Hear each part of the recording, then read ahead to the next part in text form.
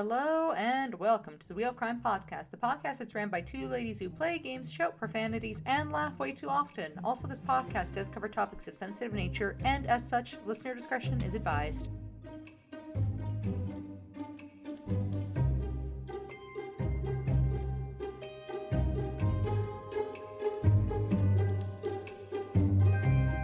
Hello, and welcome yet again to another episode of the Wheel of Crime Podcast. My name is Jen. Hey, it's me, Emily. And yeah, we're back again. Yeah, somehow. You didn't think that you would come onto our podcast and we'd be talking about stuff, but here we are. You'd be wrong because here we are. And we will talk about stuff. Definitely. That's I think at least. Oh my god. Okay. Well, I guess I'll get into our usual rigmarole. Hi, Jen. It's me, Emily. What did you do this last week that you want to share with our listeners? Oh god. I don't know. But before I hopped on, I was telling Emily about this like TikTok, and it was like, in the hypothetical world, what crime would your partner commit, like if they were gonna get arrested for something? And as a joke, I hope as a joke, I hope he wasn't being serious, but he was like, for me, he was like, battery for sure, like you would hit someone, like if they were pissing you off, even though I've never been physically violent ever, I swear. But you just have that little edge to you though. Like I feel like you just haven't hit your maximum yet for rage, and then when that happens, that is when you go to jail. So maybe we'll see. If I do go to jail, me and Emily have made a pact that we're allowed to spill the tea. Like, so if I go to jail, she will tell you all of the gory details, and like vice versa. But I've been waiting until we started recording to tell Emily what I think, what crime she will commit. So are you ready? Yeah, I want to know why I would go to jail. I think accidental tax evasion. Like, you commit tax evasion, but like not on purpose, but like you're going to jail. Like, it's been too long. Probably. For too much. No, 100%. 100% that is something that I would do. Because I would be like, no, I'm pretty sure this means this. And then the literal government would be like, no, bitch. What the fuck? They would be auditing at me like, there's no way she doesn't know this is wrong. And you'd be sitting there like, oh my god, what have I done? But also, I would do that too. So I think we'd both be going to jail for like battery and tax evasion. Oh, definitely. I feel like neither of us have hit our rage maximum yet. But I would definitely go to jail for accidental tax evasion. But the nice thing is that if we were to both go together, it would be because we gave each other the world's shittiest advice on how to do taxes. It's true.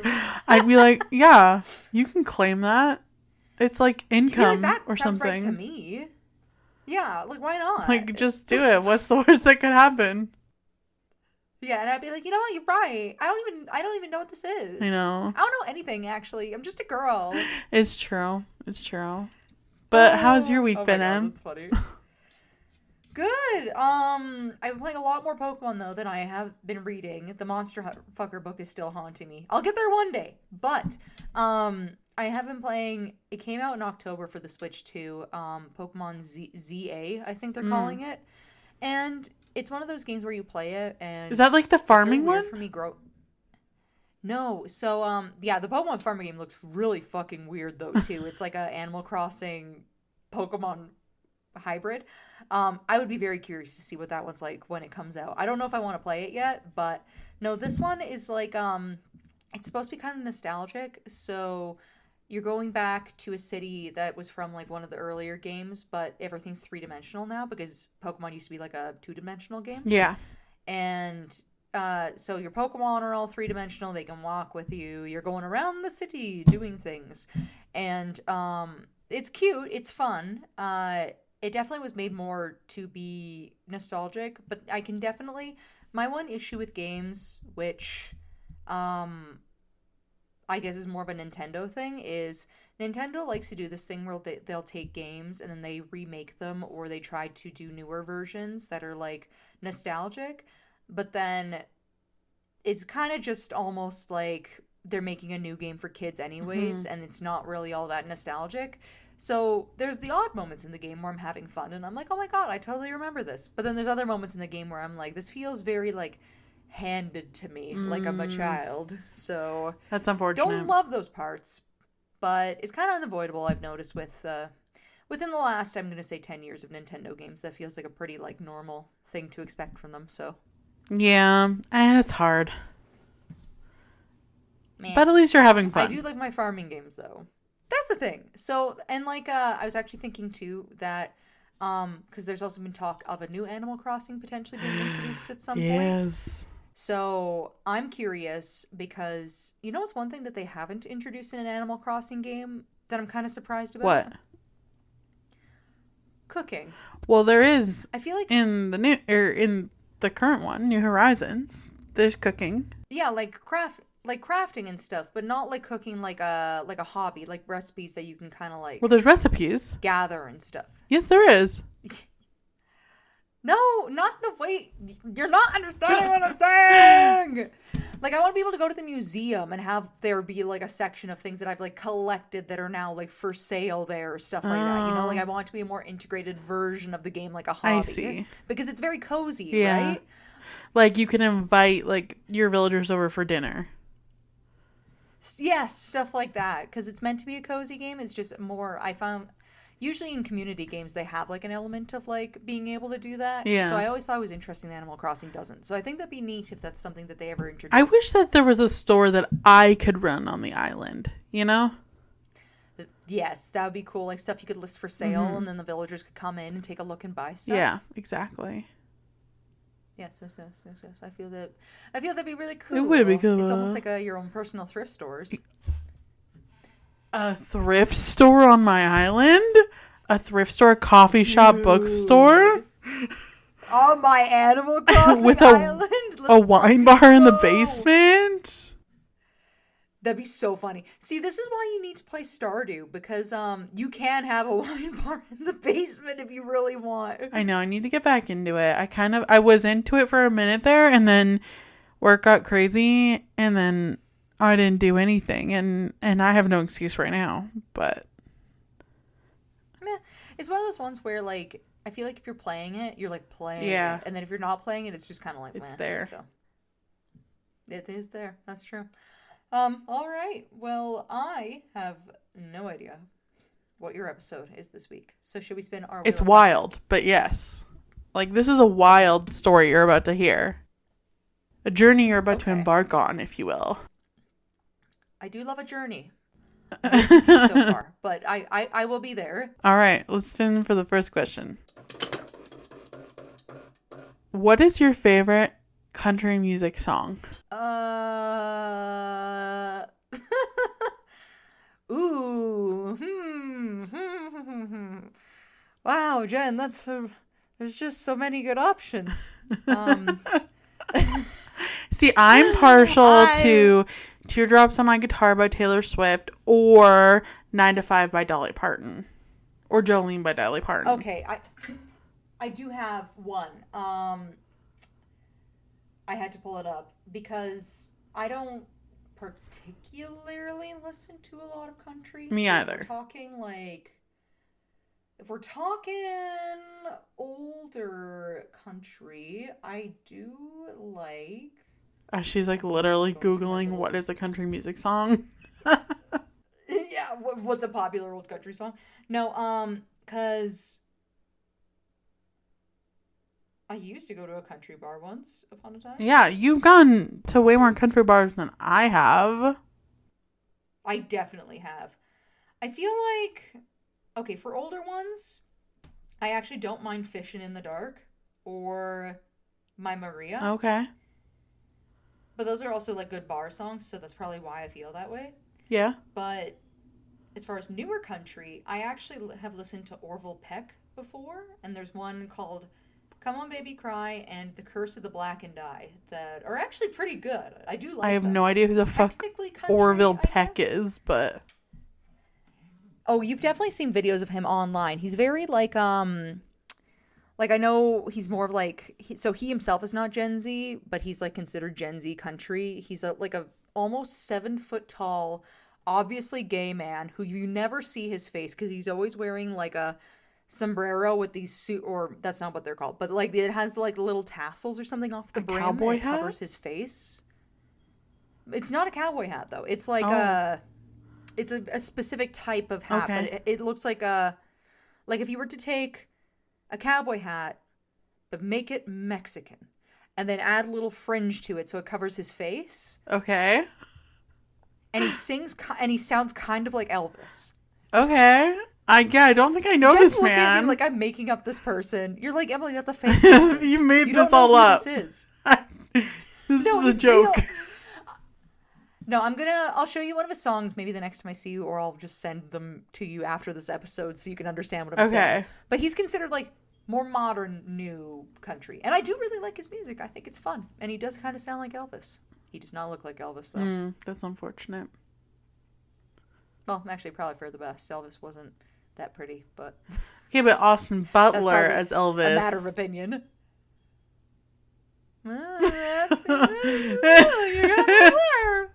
You're like, well. Actually. That's funny. All right. Well, let's spin for our next question. Yes, spin away. Okay, this is a hypothetical question for you, which I love doing. I love hypotheticals. So you're married, yes. Yes, hypothetically. But also in real life. So let's say you have a hypothetical child right now, and then you get divorced and you get remarried. Would you want to have kids with like a second man? Or would you not want to do that because you already have a child with the first man? You know what I mean? I feel like that really depends on what kind of person the second husband is and what I'm wanting for myself in life. Because if the point was always just to be like, I'm mom with kids, then maybe I'd be open to it.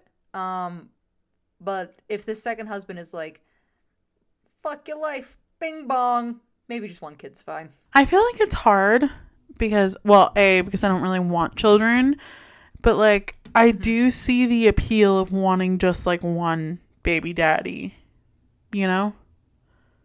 Yeah, like the one and done and you know, like having partner or having kids with just like one partner, because I feel like it's less complicated that way, but I don't think either way is wrong. No, I don't think so either. That's why I was like, in this hypothetical, it'd be more dependent on the type of relationship you have. Yeah. And with your partner and kind of what life would look like for the two of you. That's fair. That's fair. Yeah. I like to also think that I'm hypothetically sensible. Yes, you are hypothetically sensible. In real life, TBD. Hell yeah. The brain cell is around it's somewhere. It's in the ether at this point. It's in the ether for sure. All right, well, let's spin for the next question. What is your favorite genre of music? I'm trying to think of what I mostly listen to because I'm kind of all over the place. I do like, it probably, if I had to take a stab at what is most likely my favorite, probably alt-rock. Or indie alternative. But it would be alternative something, I think. I'm a pop girl. I'm a pop girl through and through. You are. Like, I love an indie folk or, like, indie pop, like, vibe. Mm-hmm. But I genuinely like pop music. Yeah. I feel like I like lyrics that are really interesting, which is very alternative indie type thing. But I also really love music that has, like, a very good, catchy beat. Which you normally get with a lot of rock music. So some blend of that I usually feel like is what I normally go towards. Okay. That is exactly what I thought you would say. Yeah. Very on brand for you. That was also very on brand for you. I was like, actually in my brain, I was like, if Jen says anything other than indie folk or pop, she's just lying. That's just not true. I'm like, yeah, classical is my life. I only listen to Bach and Mozart. If you came on this podcast and you looked me in my eyes and you were like, I just really fuck with Beethoven, I'd be like, you're an alien. You have never listened to Beethoven. I've just really been really feeling my Vivaldi lately. I'd be like, me and Bach have you been hanging out? are tight. Like, where have you been? Give me my Bach. I'd be like, where have you been? Like, what? Like, you've just spent all your days at, like, the cafe where the 70-year-olds hang out? Like, yeah. what? This is a new me. I'm turning over a new leaf, okay? New me, I just live in the library and do nothing else. Exactly. Okay, but let's spin for our final question. Let's do it.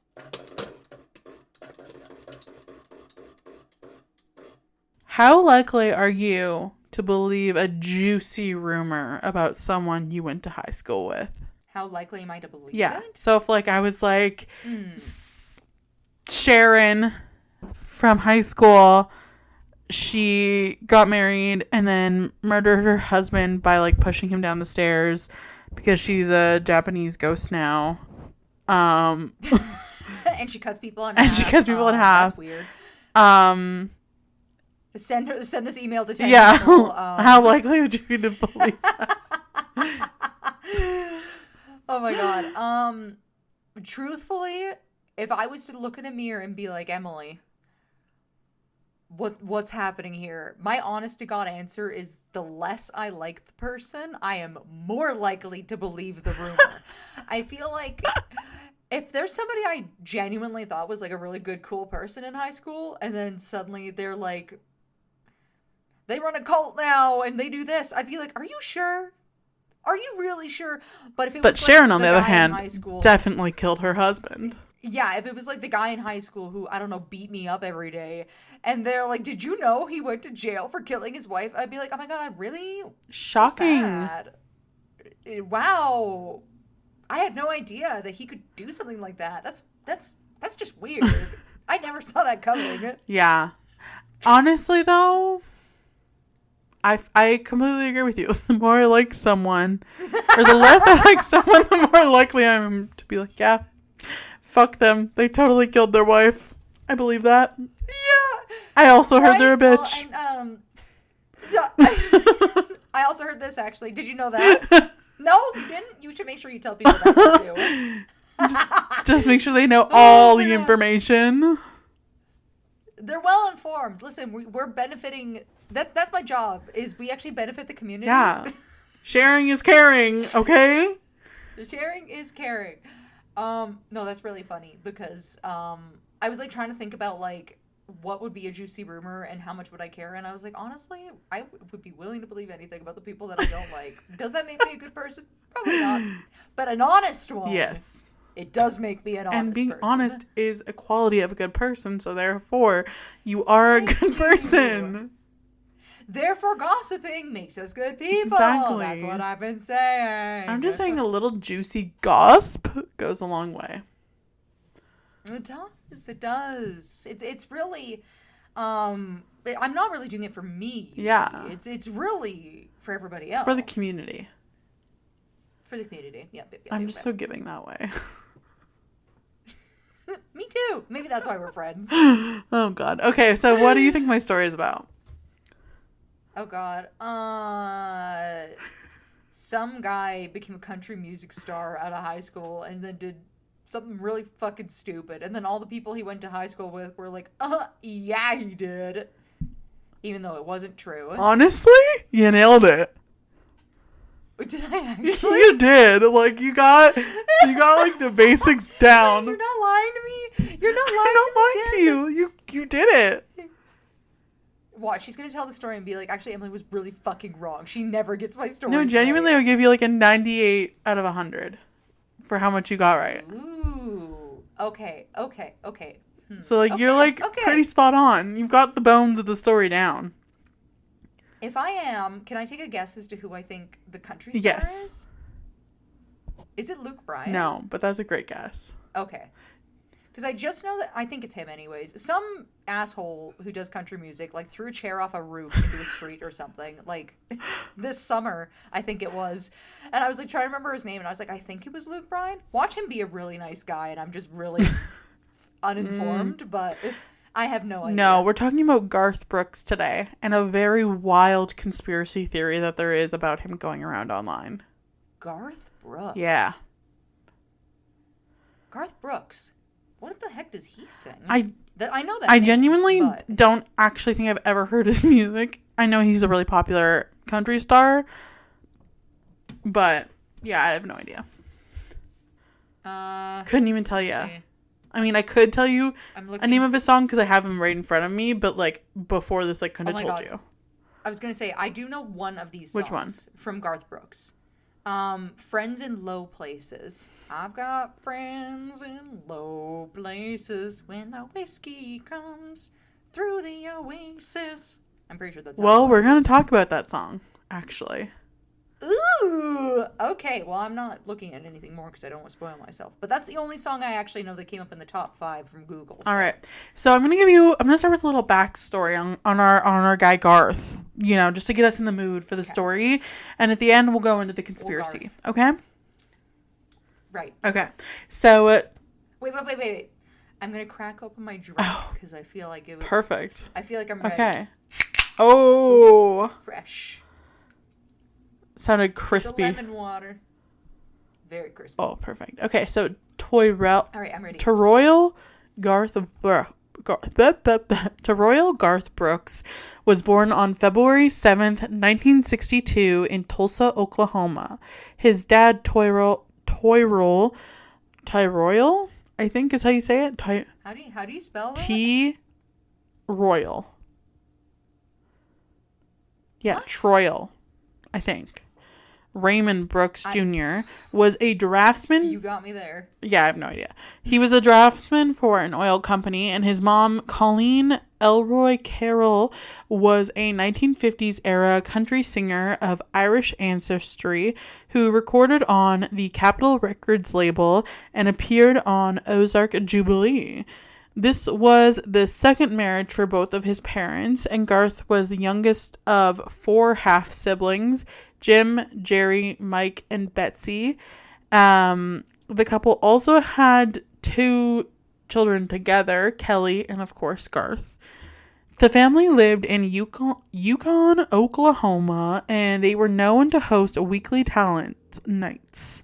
Interesting beginning so far. Yes.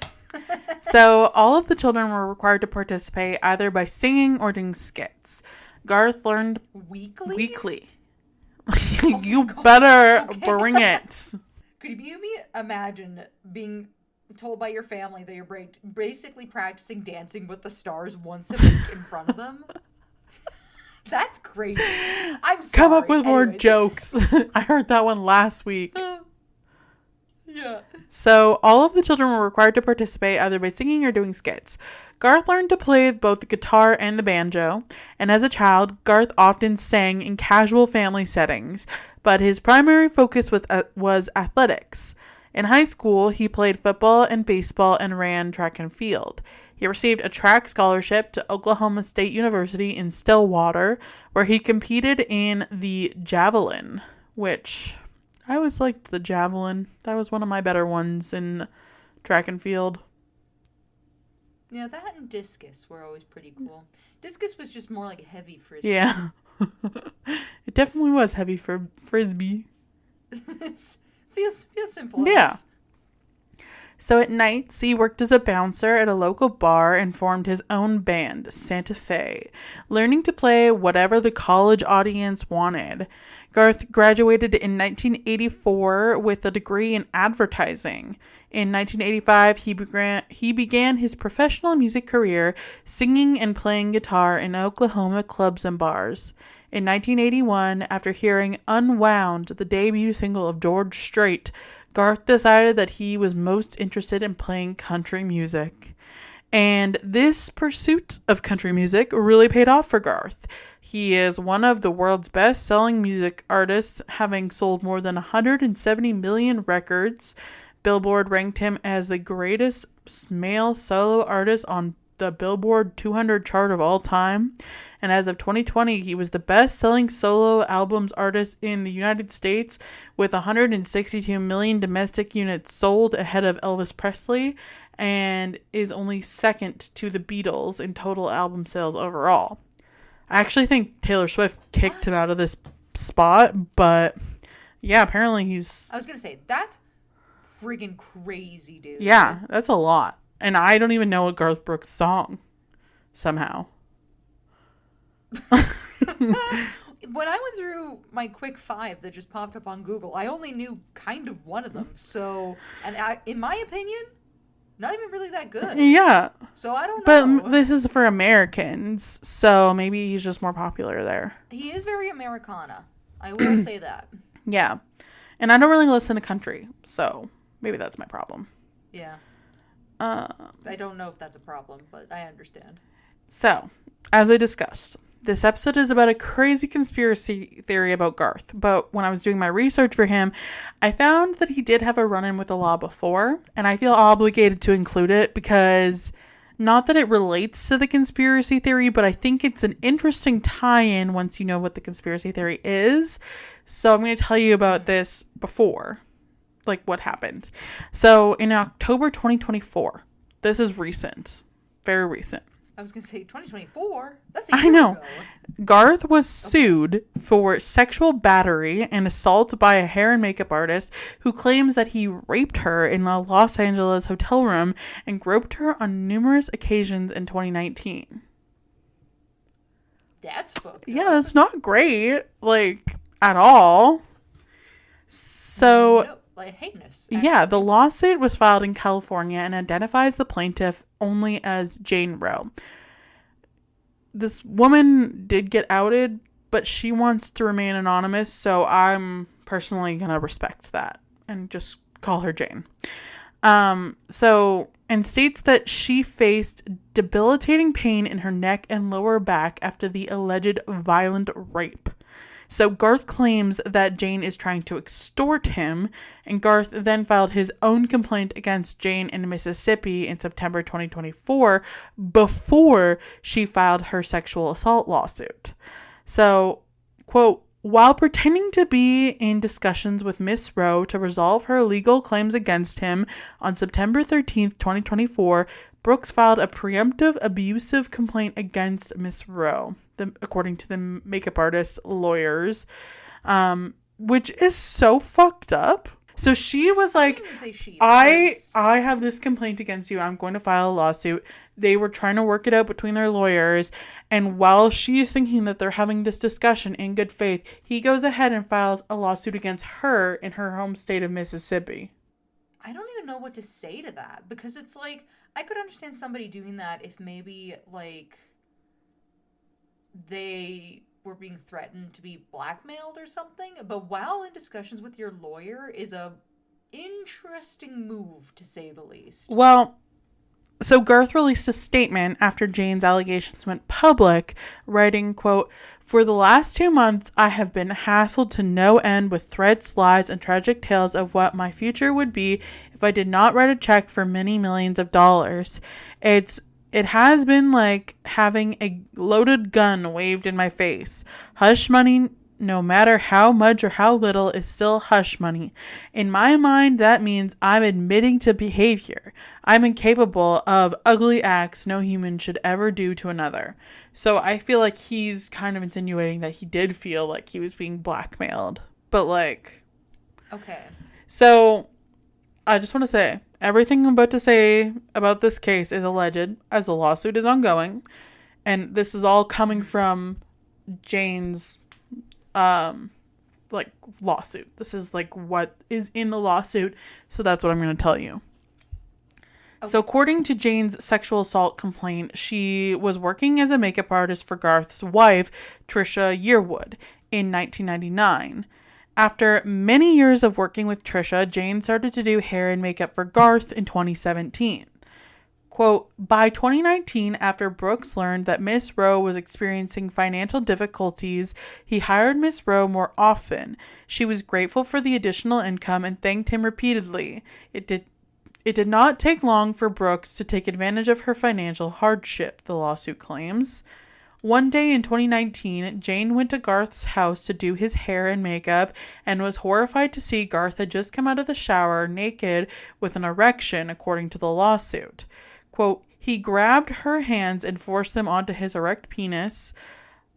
Brooks appallingly told Miss Roe that he'd fantasized about this moment and wanted her to perform oral sex on him, the suit reads. Jane refused, but she did not leave her job due to the financial hardship she was under. In May 2019, Garth asked Jane to travel with him to Los Angeles for a Grammy tribute to Sam Moore, the suit states. Usually, Garth travels with a larger entourage, but this time it was only Jane and Garth who flew to LA, and when they arrived at the hotel, Jane was shocked to learn that Garth had allegedly booked a single hotel suite with only one bedroom for them. In the hotel room, Garth again exposed himself to Jane and quote, pulled her into the next room and onto the bed where she could not escape his physical domination. He then raped the makeup artist allegedly. And at some point, he held her upside down during the assault. Quote, Brooks' rape of Miss Rowe was painful and traumatic, the lawsuit reads. In the weeks after this horrific violence, Miss Rowe experienced debilitating pain in her lower back and neck, which she sought medical treatment for. In addition, she had to seek treatment from her OBGYN for the damage Garth had caused during the Los Angeles rape. Allegedly, Jane contemplated suicide after the rape, but she continued to work for Garth to earn money to support her family, the lawsuit states. In October 2019, Garth asked Jane to travel with him again to LA for a 5-day trip. This time, other employees were present. One morning during the trip, Jane went to Garth's hotel room to do his hair and makeup and found him, quote, on the bed, face down, wearing loose shorts and holding his crotch, and made it clear that he wanted to do what he had done before in Los Angeles. Miss Rowe managed to escape the situation because he was running late and people were waiting to pick him up, the lawsuit reads. Eventually, Jane stopped working for Garth and moved to Mississippi in 2021. The lawsuit claims that, apart from those 3 encounters, Garth repeatedly sent Jane sexually explicit text messages and would grope her breasts while she was doing his hair and makeup. Quote, on too many occasions to list, Brooks would stare at Miss Rowe's breasts and pressure Miss Rowe to open her shirt to allow him to physically touch her breast for the purposes of his arousal, after which Brooks would then masturbate, the suit reads. Jane is seeking monetary and punitive damages on top of lawyers' fees. She's asking for a jury trial to determine the outcome of the case. As of late 2025, the lawsuits are still ongoing in federal courts in Mississippi and California. A federal judge in Mississippi ruled in May 2025 that a motion to dismiss the case there was moot, allowing the legal proceedings to continue. So it's not looking good for Garth. No. I hate that situation for her so much. That's a hard situation to be in. Like, I don't know. Right? Well, and my question, though, too, is, like, do they say anywhere how much she was making being his artist? It must have been a fair amount for her to stay with him, even after alleging these different encounters with him where he's always grabbing his wang. I mean, if it doesn't say, but if I had to guess, she's probably, like, as, like, a person in the entertainment industry, she's probably making, like, an average rate of whatever the going rate for an entertainment makeup artist is in her state. So it's probably decent money, but not as much as you would want her to be getting to stay in that situation, you know? Right. Well, that's kind of what I'm wondering is, like, I could understand. It would be definitely harder if you're having to literally, because it sounds like she was friends with the wife, which is how she met Garth. And then on top of that, she's performing this work for him. It really does make you call into consideration, like, is she making more because of that personal relationship? Is that a part of it? Like, what is the extent of the personal relationship? But also you'd be thinking, too, like, it's because it sounds like he's known her for, like, a long time, like, prior to all of this stuff happening. So was he with his wife at, like, for all this time? Did, like, his relationship with his wife change? Yeah. Like, that part I don't know. But it's gross behavior, and I hope if this happened to her that she gets the retribution she deserves. Exactly. And it makes you think too about like if the talks are still ongoing, there must be at least a few more things that they're talking about. So that's interesting. I mean, yeah, like it looks like they're, I don't know. I just feel like it's messy of him to like countersue in her state.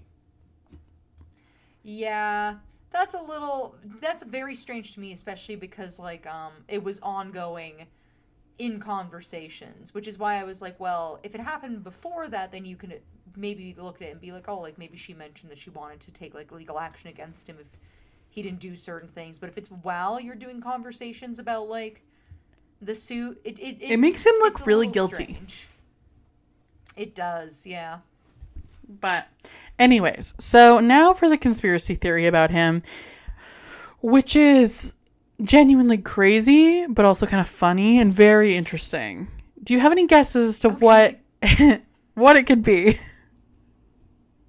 What his conspiracy theory is? Oh God. Well, so far what you've told me is that he's kind of an eccentric American cowboy artist, basically, and that he has a criminal charge against him pending about sexual assault of a woman. What do I think the conspiracy theory is? That he's been doing this all along and just getting away with it? I'm not really sure what the conspiracy theory would be. So, it's that he's a serial killer.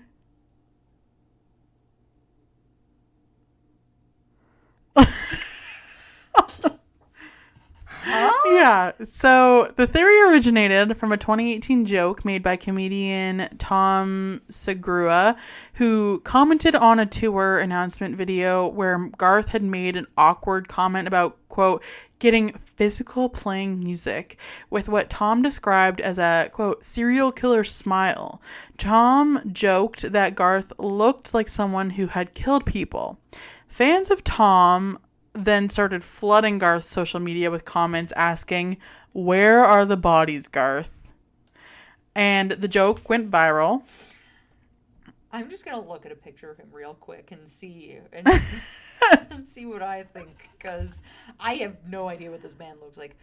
Garth Brooks. So the joke went viral, with social media users creating memes and quote-unquote internet sleuths attempting to cross-reference Garth's tour dates with local missing persons reports and unsolved murders. And according to this conspiracy theory, there are over 120 missing persons and unsolved murders cases that coincide with Garth's tour stops. I mean, his eyes are kind of freaky, but he just looks like a guy. He just looks like a kind of normal, mildly unsettling white guy. So I went down a Reddit rabbit hole to kind of like figure out what the evidence was. Okay. You know, evidence being a very generous description. And I found a user. Oh my God! Apparently, he is an alter ego, an alternative alter ego. Did you see these? We're pictures? Getting there. Okay. We're getting there. Okay. So, Jeff Lowe from Reddit gathered the following quote-unquote evidence. Again, that being a very generous description of what we're talking about. And he says, I'm just going to read you the whole little post that he made. Brooks's world tour, 1993 to 1994, visited over 100 North American and European cities. Now, look closer. In city after city, unsolved cases balloon the week before or after his shows. Indianapolis, 1993. A young woman walks home from a bar just blocks from Market Square Arena and disappears. Chicago, 1993. 3 women disappear in unrelated cases in the same week. Brooks sold out consecutive nights at the Rosemont Horizon. Cincinnati, 1993. A cold case murder of a college kid body discovered in the Ohio River within 48 hours of Brooks's tour bus rolling out. Is it possible all of these cases are a big coincidence? Sure, but when you stack them up across 30 cities, the pattern seems more calculated. Art imitating life, here's where it gets darker. Some of Brooks's best-known songs are alarmingly like crime scene diaries when you hold them up against the missing persons report. Quote, "The thunder rolls, domestic violence, stormy weather, and a woman who takes matters into her own hands, fiction or foreshadowing. Papa loved Mama, a tale of infidelity that concludes with a fiery demise by truck. It's got a good chorus, but also eerily echoes a Kentucky murder case that very week he played it live. Two of a kind working on a full house. Played in Oklahoma City the same weekend a couple went missing there. They were never found. So is this just country storytelling cliche, or is Brooks laughing openly, singing cover versions of crimes that nobody ever solved? Silent screams, mainstream media barely touches this. Why? Because Brooks is bulletproof in the lore of country music. That old dude sold more records than Elvis in the United States. Nashville depends on his myth. But silence isn't innocence. It's complicity. Fans have been saying shows are weird. The mysterious mid-set pauses, the long and unexplained hiatus on the road, an awfully tight-lipped road crew. Local police dogs mention unexplained tips about local police logs, not dogs. Sorry, I was like, that makes no sense. No, I'll take either. Local police logs mention unexplained tips about suspicious buses in at least 4 cities. Even the FBI quietly conducted a background inquiry in the mid-1990s, though no findings were made public. And there's Brooks's own oddness. He turned his back on the stratospheric fame in 2001 in favor of quote-unquote family. Who does that when you're the biggest selling artist in the planet? Except, of course, when it was getting a little too close. Okay. Final thoughts. No one is saying we've definitely proved Garth Brooks is a serial killer.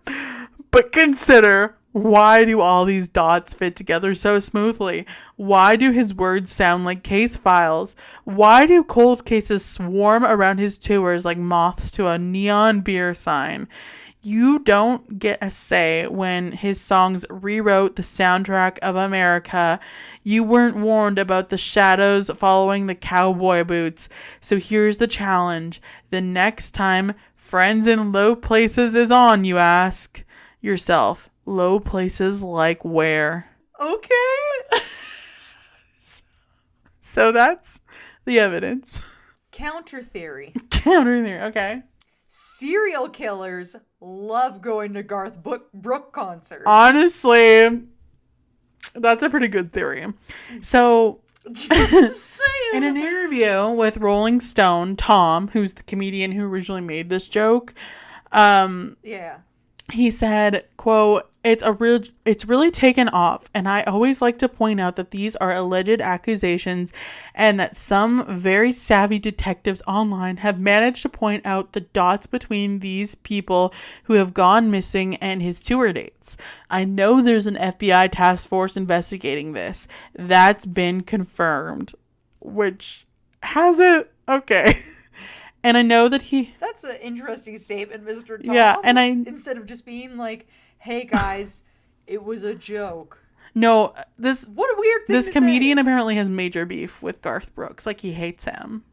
Oh, he just straight up does not like him. So, like, I think he's, like, really feeding into this. Okay, that's actually kind of funny. That's actually kind of So, he says, and I know that he has a lot of land, so that would be such an advantageous endeavor if they are trying to find... Oh my god, he's just straight up implicating him. If they're trying to find That's property. But I do think it's right of him or his camp to at least address this. The fact that they don't address this is a huge mistake, and then it's just going to grow from here. So... The theory is also often linked to Garth's 1999 Saturday Night Live skit where he created an alter ego based on real-life serial killer Ed Gaines. The skit was about his alter ego, pop rocker Chris Gaines, and Garth actually released an album from the POV of this alter ego. His second album, I believe. So in a Rolling Stone interview that Tom did, Hang on, that's a real thing that he yes, did? this is a real thing that he did. So in the Rolling Stone interview that Tom did to connect the dots between this alter ego, he said, quote, "This conspiracy theory about Garth Brooks is particularly wild given his Chris Gaines sex addict alter ego. It's so creepy. And there are so many people who have no idea about that. And when you show it to them, they think it's Photoshop. They're like, what the fuck is that? And you're like, no, this is real. Did you hear that he announced he's going to do 5 more Chris Gaines albums? 5. That means he's going to be doing Chris Gaines when he's 70. It's crazy, dude."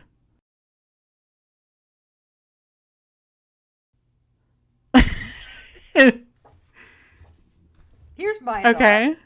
So, if you take specifically the Chris Gaines thing and the fact that he made a sex addict alter ego that is specifically inspired from somebody who's known to do violent criminal acts, and use that in comparison to the story that lady's putting forward of what he did to her, that's more compelling to me. That's what I was saying. That he's a serial the killer. real crime weirdly does kind of fuel this conspiracy theory.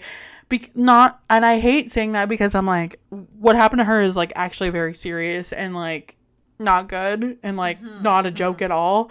But like for people who potentially believe this, I feel like it does add a little bit of like real fuel to their fire. You know, like that is to a certain degree though, because I think like what I just said is, in my opinion, one of the more believable things from this theory that you brought up, if you're taking in specifically the alter ego aspect. Yes. Because that's interesting to write a whole album dedicated from an alter ego identity that crosses this many parallels between what she's saying and his own actions. That's a little unsettling. As far as, like, people just conveniently dying around him performing in different cities, number one, death happens in big cities like all the time. Yes. The murder happens every day. I don't know about that. And also, because of my counter theory, maybe serial killers just love Garth Brooks. I don't really know. It's true. But that would be my only hang up between those things is, okay, that's kind of weird. But then the rest of the stuff, I'm kind of like, it feels... Yes, so conspiracy theorists do sometimes incorporate the alter ego of Chris Gaines as proof of Garth's murderous alternate personality. So, I will say, as interesting as this conspiracy theory is, there is no actual credible evidence that Garth is a serial killer, and law enforcement agencies have not confirmed any active investigation into the claims. The coincidence of missing people and major concert tours is statistically inevitable, as many people go missing in large cities daily and major artists tour extensively across the country. Garth's team has never publicly addressed the rumors, which some believe has allowed the conspiracy theory to grow further, and I would agree with that to an extent. I feel like but I also feel no matter like what he says, artist, and there's some rumor going around being like, you kill people. I feel like if you go up there and you're like, I don't kill people, people have been looking and be like, see, he's guilty. He brought up killing people. Yeah, I feel like he's gonna lose. I don't know if that's really a situation you can. Yeah, he's gonna lose for sure. Like if he brings it up, then people are just gonna be like, oh look how guilty he looked. He was looking up to the right when he said it or whatever. But if he doesn't say anything, they're like, look how guilty he looks. He won't even address it. Exactly, right? Like, literally, what are you going to do? Damned if you do, damned if you don't. Exactly. And to kind of cap off this episode, the most interesting part of this whole thing for me is that Tom, so the comedian that made the joke, so in the deep holes of Reddit, he has a similar conspiracy theory about himself. So people think that Tom made this joke about Garth being a serial killer to cover up the fact that he is a serial killer. Shut up. And like there was links to news articles and YouTube videos, and like I could do a whole other episode about Tom as a serial killer if you want me to. Maybe I will in the future. But like it's insane. They're like, yes, this proves that Tom is a serial killer. Do you know how fucking clever as well as like how much money you'd have to be a redonkulously famous person that just goes around killing Oh people. my God. Like, you can't. You'd have to, if you had it in your mind where you're like, I have to kill. First of all, you would never survive in the public eye ever. No. Number two, it just wouldn't happen. Number two, you'd be hiring somebody if you were like wanting blood, but I feel like that doesn't really help people of a murderous mindset. No. So again, what's the fucking point?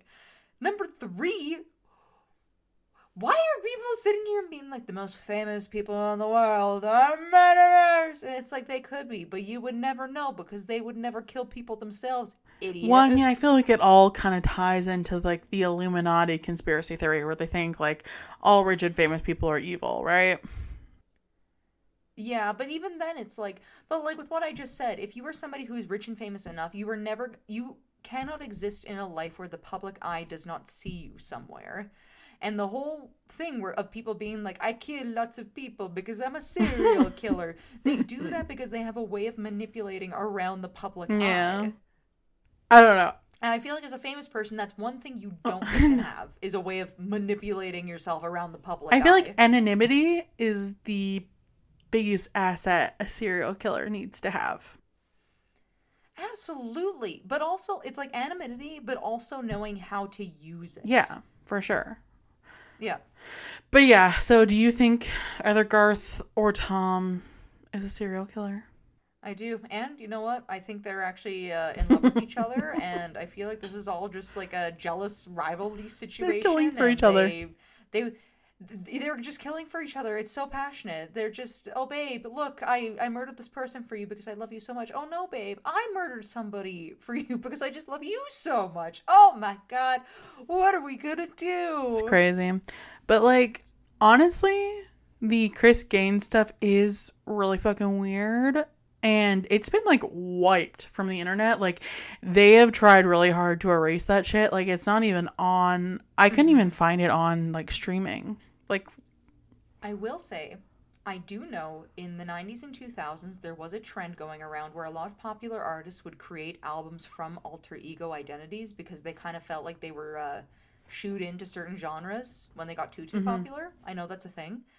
I'm trying to remember. There's a female artist who did it. Your husband's favorite song, "Rainy Day." That one, Annalise Morissette. I think she was one of those people who had my husband's favorite song. That's how I try to thought. The Veronicas. No. It doesn't matter. But I believe she was one of those people who had an alter ego. I could be wrong, but I know that was a thing that people did. So that's one thing. He'd be so offended to think that on the other end of that you think he likes Alanis Morissette. I do. I really do think that. When I listen to Alanis Morissette, it doesn't matter what song it is. I'm like, this is John's favorite song. Every time. Oh my God, that's hilarious. Yeah. And then, so I know that was a thing. So I understand that aspect of it. But I will also add in here that I know that there is a interestingly high, I don't know, demographic rating, I guess, between country artists and domestic violence. I know that's a very weird thing that always goes hand in hand with each other. So that's one thing. And then my third thing is to choose an alter ego for yourself that's developing music.